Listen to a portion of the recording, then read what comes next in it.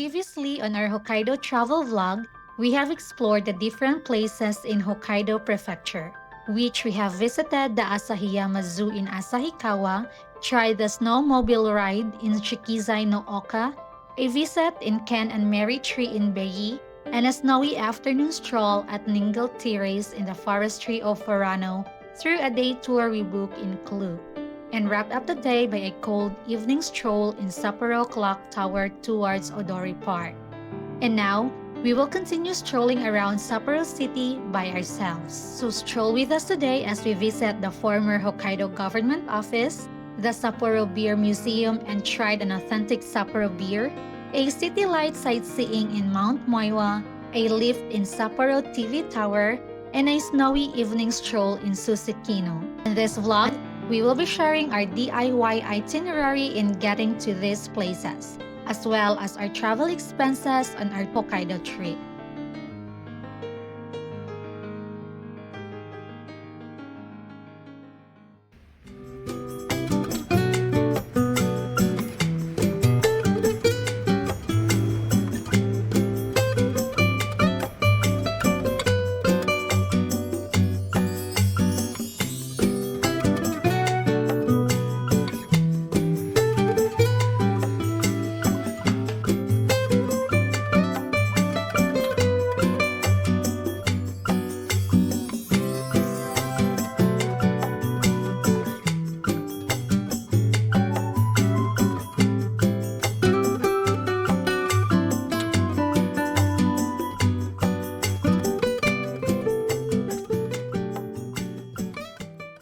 Gozaimasu!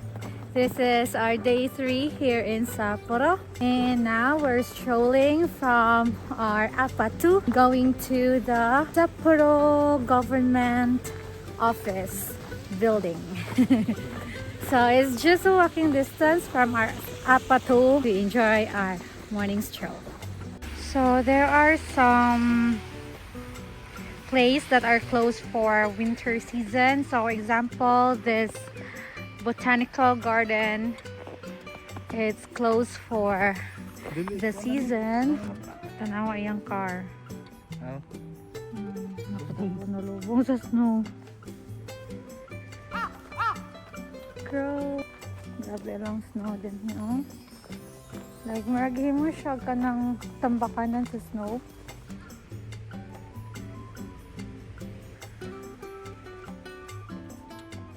Sama ka? Wait.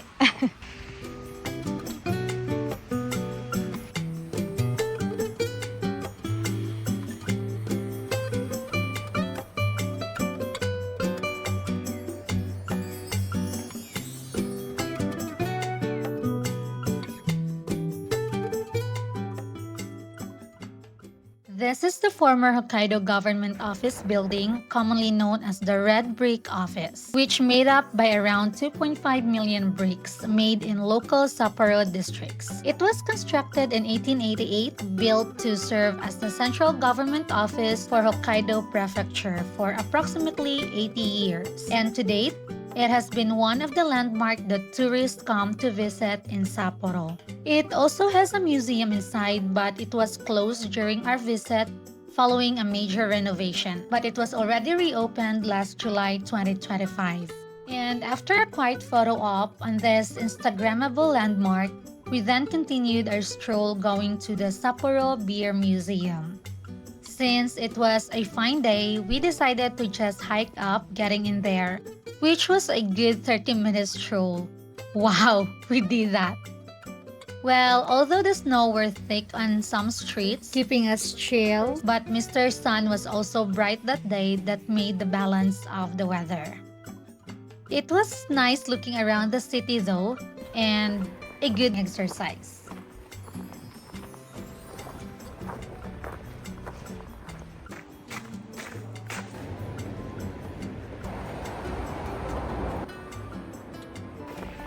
Our next stop is the Sapporo Beer Museum, which is over there. Supposedly, kahit ako na corner mo turn right, but since the snow is very thick, so dili may makakross sa street. So we need to walk back sa amo na ang giadtuan ganina and cross to that street.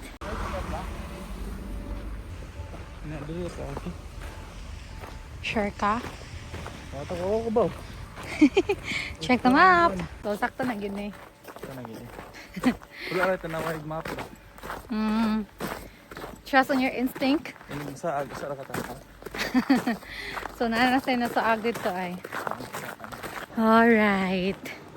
Think we're right. It's here. Over there. Let's go. Biru. Doon ang kana logo. Red nga star. Yes. Sapporo. Sapporo.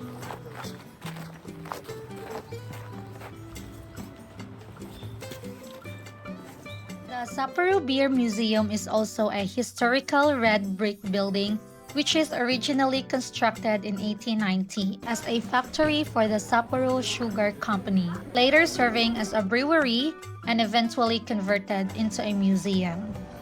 I personally enjoyed learning the history of the city and the legend of the iconic Sapporo beer, and much more that there is no entrance fee to get inside the museum.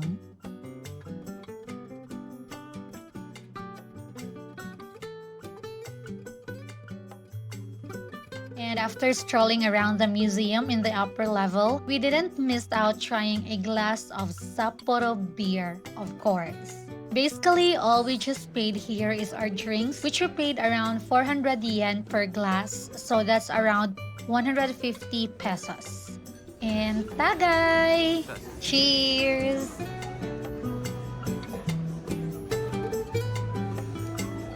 This one is alcohol. Bilak percent. Go lang. And this one is Wala, non-alcoholic. alcohol free. If you want juice only.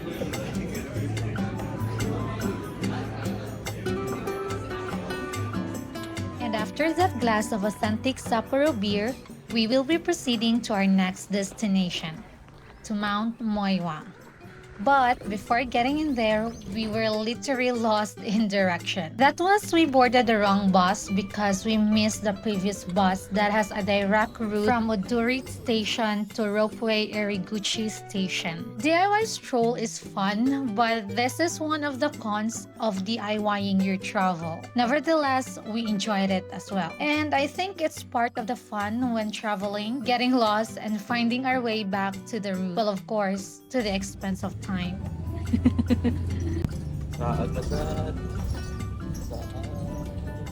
Dapat mukha na siya maliko. Pero maabot nito layo na. Pero ba tayo maliko ka maghihapon? Yeah, sama na lang maliko dali. Oo.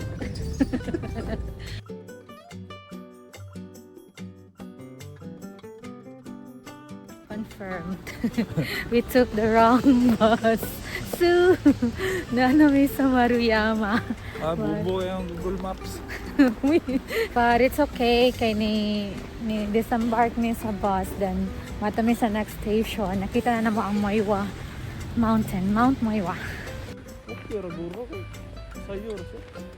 So kinsa mang sala sa Google Map or kita nga ni decide nga kato na lang i-take. Driver.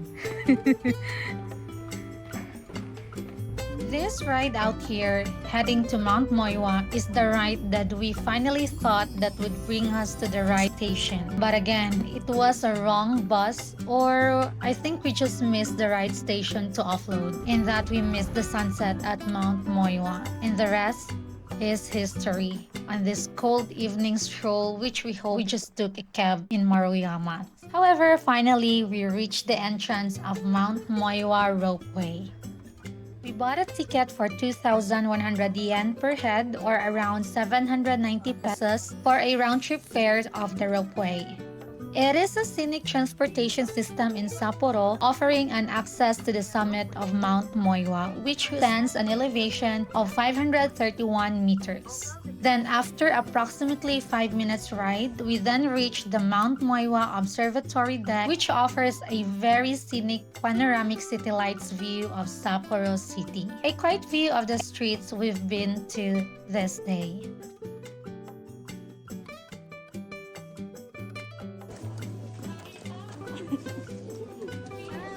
And of course, we didn't miss out ringing the bell of happiness.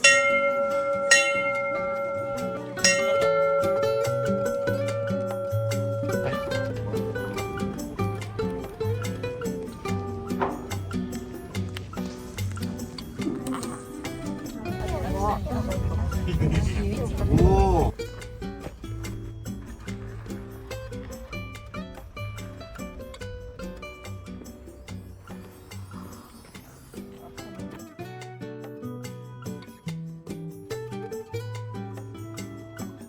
And finally, we found the right station. It is just a walking distance from the ropeway station. This is the ropeway Eriguchi station, which we will be taking the Sapporo streetcar, or locally known as Shidan, a loop tram line operating in Sapporo and a must-try experience if you're also like us that likes to move around like a local. We just spent 230 yen or around 86 pesos for the fare going to Odori Park as we will be trying the lift to the Sapporo TV Tower. The entrance fee is 1,000 yen or around 370 pesos. The Sapporo TV Tower offers an observation deck at 90 meters with panoramic views of the city, the Odori Park, and the surrounding mountains and sea, making it a popular spot for photos and sightseeing.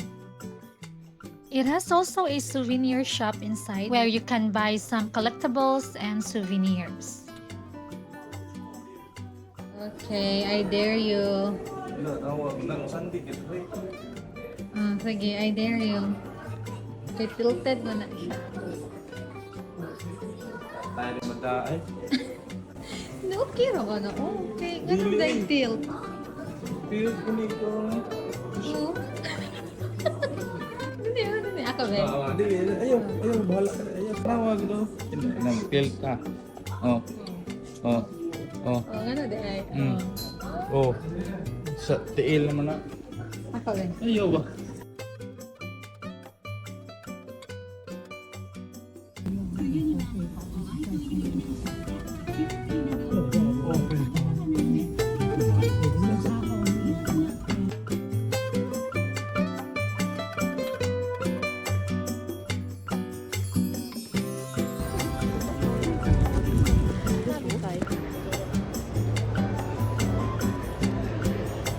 We intentionally included Susukino Street in the itinerary because we are aiming to shop on 2nd Street and other stores, as this street is commonly known as the shopping district of Sapporo. However, it was already late at night when we arrived here and the stores were already closed. But Susukino didn't fail us, as we had a magical snowy night right here, which make this evening one of the icon of our entire Hokkaido stroll.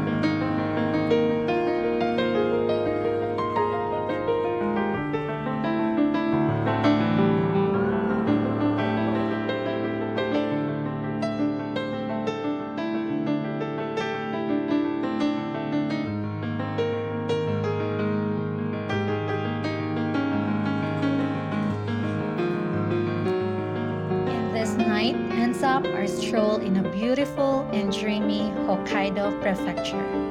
Thank you for strolling with us today and see you on our next stroll. An overnight stroll in Tokyo Prefecture and a cross-country journey to Nagano Prefecture. So don't forget to like and subscribe and to be notified on our next Japan stroll.